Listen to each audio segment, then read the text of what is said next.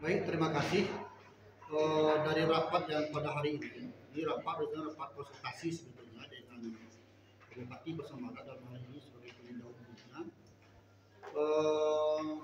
Kita melihat tadi dari pertemuan ini tindak lanjut pertemuan teman-teman dari pada kemarin BPKP ya. Ya. Ada beberapa saran sumbang saran dari BPKP tentang mempermudah tentang realisasi bantuan korban gempa di Pasaman Barat ini. Nah, sampai di sini persoalannya muncul itu adalah di juknis. Juknis ini yang belum selesai. Nah, karena dari juknis itu kan mengatur nanti cara pencairan, apakah apa bentuk pencairannya, teknis pencairan itu di juknis kan berbunyi situ nanti. Nah, apabila di regulasi itu di juknis itu tidak ada, itu tidak ada pedoman bagi pelaksana itu nanti. Jadi oleh sebab itu tadi kesepakatan kita, ya kesepakatan tuntutan masyarakat korban gempa tadi untuk segera melaksanakan rapat juknis ini dengan melibatkan para pihak termasuk Forkopimda sesuai sumbang saran dari BNPB Deputi 4 BNPB ya, BNPB pusat termasuk Deputi 4 ya. Nah, ini sarannya. Jadi libatkan Forkopimda. Tadi kami tegaskan tadi Pemda Samara agar membuka ruang lebih luas. Libatkan Forkopimda, tidak selesai oleh Bupati sendiri. Kejaksaan kita undang, kepolisian kita undang, para pihak juga undang, yang sesuai dengan aturan. Karena itu tanggung jawab kita bersama. Nah, mudah-mudahan ini harapan kami. Rapat besok hari Kamis besok ini, tanggal berapa itu? Hari Kamis ya? Tanggal 9 ya? Ya, tanggal 9. Nah, sekarang tanggal 6. Ini soal teknis tidak bicara itu lagi. Ini soal teknis sudah 1 tahun ini. 1 tahun yang lewat saya bicara dengan Bupati di sini juga masalah teknis. 1 tahun hari ini selesai pasca gempa kita juga masalah teknis. Artinya apa? Artinya progres pekerjaan itu kami katakan belum ada. Jadi sesuatu yang belum diputuskan, belum selesai, itu namanya belum ada namanya. Termasuk juga tadi gejala-gejala di masyarakat ya, perbaikan data-data yang tertinggal kemarin itu juga kita mohonkan ini diusulkan oleh disesuaikan ya. Kemudian permintaan kami itu lagi. Kami tidak melihat dari masyarakat satu ruangan yang di ruang itu menampilkan data-data masalah gempa ini. Rusak ini berapa, rusak ini berapa. Itu di ruangan tertentu ada. Jadi tempat koordinasinya lah gitu. Satu sekretariatnya lah gitu. Ini nggak ada. Jadi dengan demikian maka kita masyarakat bertanya seperti ini. Karena ruangnya nggak ada, tapi kalau ada ruang tertentu menampilkan data-datanya ini data awal, ini data kedua, ini data perbaikan pertama, perbaikan kedua, perbaikan ketiga, itu kan jadi harus kita enak. Nah ini nggak ada bagi kita, ini susahnya. Padahal itu diatur undang-undang masyarakat korban gempa berhak mendapatkan, wajib mendapat seluruh informasi untuk penanganan itu. Itulah mungkin tambah dari. Jadi sedikit lagi ya Pak. Terus soal yang dihadapi korban gempa ini apa Pak? Apakah belum ada pencairan bantuan untuk ini atau gimana Pak? Belum ada pencairan. Itu hanya ada permulaan aja berapa 20 berapa itu?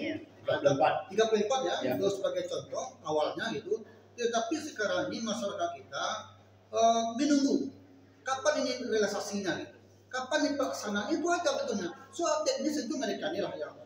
Jadi kami padukan tadi dalam rapat teknis besok buat 2 draftnya.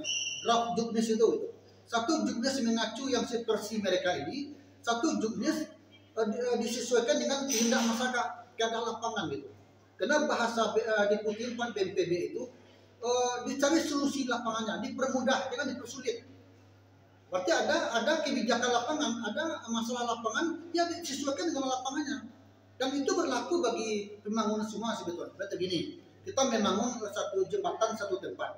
Teknis seperti ini, tapi non teknisnya itu bisa diakui undang-undang itu. Dibelah berita acaranya. Nah, ini peraturan A, 2+2 misalnya 4. Tapi bisa jadi 5, tapi buat berita acaranya. Kenapa jadi 5, 2+2 itu? Tapi dibuat kata, ini yang tidak berkembang cara pikir. Itu tidak berkembang, makanya terjadi antara masyarakat dengan kehendak masyarakat, polisi lapangan dengan aturan yang ada. Jadi boleh kita jadi bukan melanggar aturan, tapi buatlah berita acaranya bahwasanya seperti itu tidak bisa dilaksanakan. Contoh ya, ini bangunan. Kemarin kan misalnya dibeli di bahan bangunan. Sekarang ada punya kendala nggak? Toko bangunan ini pasti punya kendala. Karena bahan nggak dari sana. karena tanggung jawabnya juga nggak ada, kan bermasalah itu. Di mana kalau khususnya seperti bagaimana semestinya? Itu mungkin apakah tidak ada pendampingan di lapangan dari pemerintah nih Pak? Ya, pendamping lapangan tentu pemerintah juga pendamping lapangan, tapi intinya gini, pemerintah harus memfasilitasi keseluruhannya.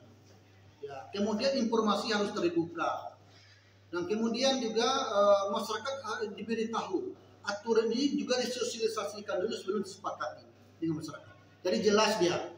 Jadi mana yang kehendak masyarakat, mana yang aturannya ada, mana menjadi catatan kita, mana yang perlu kita berikan satu catatan kecil sehingga ini terlaksana dengan baik di lapangan.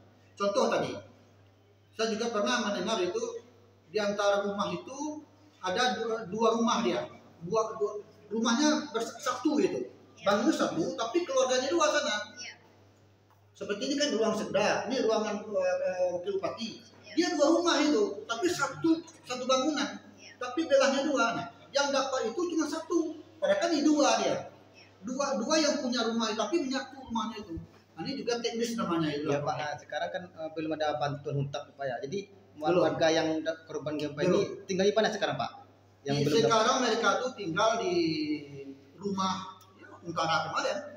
Masih ada Huntara. Coba kita bayangkan sudah 1 tahun tinggal Huntara. Siang siang mereka tuh pergi ke kebunnya, malam pergi ke sana, serang kumpul anaknya, cucu juga sana, 4 keluarga, ada 3 keluarga, 1 tenda, itu luar biasa. Saya sebagai ketua aliansi korban gempa dulu luar biasa lah, sangat sedih kita. Jadi sebab itu saya bermohon tadi sampaikan juga kepada pemerintah daerah Pasaman sebagai teknis, kepada pemerintah pusat juga demikian. Nah sekarang dana sudah ada, dana provinsi sudah diturunkan ke rekening kita, dana pusat juga demikian. Nah sekarang teknis lagi.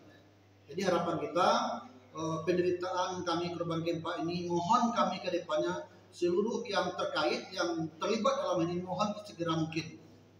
Sehingga hendaknya kesusahan pada bulan Ramadan memasuki Ramadan kedua kami di masyarakat gempa yang ada di Huntara sebagian ini, ya, ini mudah-mudahan yang terjadi lagi nanti.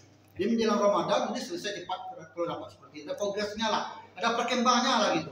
Kasih aja lah 40% itu, kan 40% sesuai penyampaian Menteri Putih ya. Nah 40% silakan beri. Bagaimana cara masyarakat mengerjakan nanti? Nah itulah diberikan aturan teknis nanti. Itu dia. Kasihan kita Pak. Ini satu lagi saya sampaikan. Itu bukan hanya visi rumah, tetapi ekonomi yang di pusat gempa itu semakin berkurang itu. Banyak yang mulai bangkrut hari ini. Mungkin ke depannya lagi kita resesi dunia nih. Mungkin ke depannya nggak makan lagi di sana. Ini sebetulnya nih. Kenapa demikian? Karena misalnya sawahnya ini. Sawahnya ada air mengalirnya. Sekarang DI nya, daerah irigasinya itu, bandarnya itu rusak Pak. Nggak ada dipedulikan itu. Itu ekonomi. Dan Kajah itu penduduknya lebih kurang 12.000 lebih ya. 12.000 lebih termasuk Pinaga. Termasuk juga Talu itu, berapa titik di Talu. Jadi oleh sebab itu segeralah, bukan hanya infrastruktur tanahnya, tapi rumahnya, tapi juga termasuk infrastruktur pengairan, untuk ekonominya, penyandang ekonomi. Itu diantaranya. Nama lengkap Pak? Nama saya Imam Gendri, FASAG MSI. Bersama teman-teman ini, saya juga ketua aliansi masyarakat korban gempa Pasaman Barat, juga termasuk dengan masyarakat yang ada hari ini ya.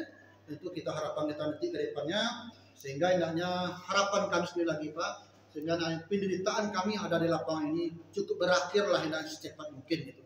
Jadi janganlah saya sampaikan tadi di Pemda ini tidak ada lagi Pak yang yang sulit mereka. Semuanya kami berikan fasilitas Pak. Mulai dari pakaian mereka kami belikan Pak, uang minyak mereka kita belikan Pak, mobil kita kasih Pak, apalagi rumah kita kasih Pak, belanjaan kita kasih Pak, sepatu kita belikan yang pejabat ini Pak. Apa kendala lagi Pak? Kalau bekerja ada uang jalannya Pak. Kalau kami ke sini berapa kali masyarakat yang datang ke kantor ini Pak, menikah, tinggalkan rumah, tinggalkan anak, tinggalkan usahanya. Kalau ini terus menerus, nauzubillah min dzalik. Apakah tidak kasihan kita? Ya, izin Pak, ini kemarin arahan Presiden. Kenyataannya begini, kita kan sudah lebih 1 tahun. Lebih 1 tahun kita menunggu bantuan ini. Ternyata bantuan dari pemerintah belum ada lagi, kecuali NGO itu. Ternyata sampai titik hari tadi, itu masih bicara soal teknis juga baru. Ini bukan lagi yang tersulit namanya, tapi tidak bekerja. Kalau mempersulit, ini mungkin ada progresnya. Ini tidak ada sama sekali, progresnya tidak ada sama sekali. Tidak ada perkembangan, masih juknis juga lagi. Berarti tidak bisa dilaksanakan. Itu di atas super sulit gitu. Ini ayah namanya itu. Jadi apakah tidak mengindahkan arahan presiden dalam rakornas? Sangat tidak mengindahkan. Presiden menyatakan sangat tidak mengindahkan. Presiden mengatakan jangan dipersulit. Artinya regulasi yang ada itu disesuaikanlah dengan kondisi lapangan. Karena aturan kan secara nasional. Kan secara nasional itu. Nah, oleh sebab itu kalau ada perilaku khusus satu daerah, itu laksanakanlah asalkan tidak melanggar peraturan undangan. Nah, kalau memang itu tidak sesuai, buatlah catatannya bahwa ini bisa seperti ini misalnya. Karena kondisi sosial masyarakat berbeda-beda di Indonesia ini. Contoh tanah. Di Kaja itu tanah kan berbukit-bukit itu. Tidak daftar dia. Mungkin di Cianjur daftar dia Pak. Ya, ini Pemda tidak mampu atau butuh presiden untuk datang ke sini untuk menyelesaikan ini, Pak? Saya kira pemerintah pusat harus menekan pemerintah daerah Pasuruan Barat untuk mempercepat ini. Kemarin berapa di Padang ya? Itu 14 hari diberikan kepada Pemda Pasuruan Barat untuk menyelesaikan semua ini. Ternyata hari ini sudah berjalan berapa? Dari tanggal 23. Nah, sudah berjalan berapa hari? Hampir 14 hari berjalan di sana. Juga cepat. Baru besok kami disana. Jadi harus ada penekanan dari harus ada presiden. penekannya. Tadi pemerintah pusat harus ada penekanan kepada Pemda Pasuruan Barat untuk percepat ini secara resmi. Nah, ini baru dia cepat. Kalau tidak seperti itu, coba kami hadir masyarakat. Ini kan penekanan ya Pak.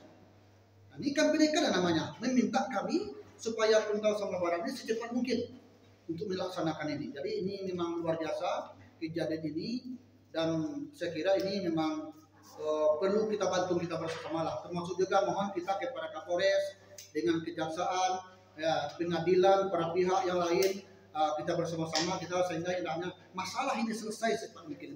Karena teknis besok perbaikan teknis ya besok ya di di rapat besok di Kamis kami tunggu juga di luar ya. Kami tunggu gitu kita tadi kan mau rame-rame ke sini tapi nggak boleh rame ke sini kan. Nah, jadi itu dia. Jadi harapannya supaya Bupati Pemerintah Daerah Pasuruan Barat mendengarkanlah sumbang saran dari kepala negara kita Pak Jokowi, bahwasanya terhadap korban gempa jangan dipersulit, jangan diabaikan, jangan dipersulit, jangan diabaikan, cepat segerakan, bekerja dengan yang cepat. Ada regulasinya, ada progresnya, ada termen kita. Ini dia Pak. Di sistem itu mudah jalan ke depannya Pak. Kamu tadi ke tim 2. Terima kasih. Memang di tim Buatu ya. SD 26 Di Kecamatan Kampung Alang. Kecamatan Kampung Alang. SD 26 gitu. Ya. Ya, 26 ya. Jadi 26 ini kita sangat prihatin sekali. Ya, kemarin gempa merusak sekolah ini, sekarang juga kebakaran. Tentunya harusnya pemerintah daerah cepat ke lapangan, carikan solusinya tentang belajar ini wajib ya Pak. Ini termasuk dia dinas wajib kita kan. Jadi tadi Pasuruan Barat ya, itu harus ke lapangan dia, carikan solusinya, bagaimana caranya. Ini perlu segera mungkin gitu. Kasihan kita Pak. Karena kita tidak ada belajar di tenda di lokal darurat Pak. Iya, sekarang itu belajar di apa adanya. Kalau bisa belajar, kalau sebagian juga nggak belajar ya. Karena masih di rumah sebagian. Traumanya juga bertambah juga keadaan seperti ini. Kemudian kemampuan masyarakat untuk membangun secepat mungkin itu susah dia. Jadi oleh sebab itu, itu kan bencana itu. Maka oleh sebab itu, pemerintah daerah segera mungkin harus ini pergi ke lapangan bersama-sama ke sana, lihat kondisinya dan pendidikan yang sia-siakan. Ini masa depan kita, bangsa Indonesia ini. Sip.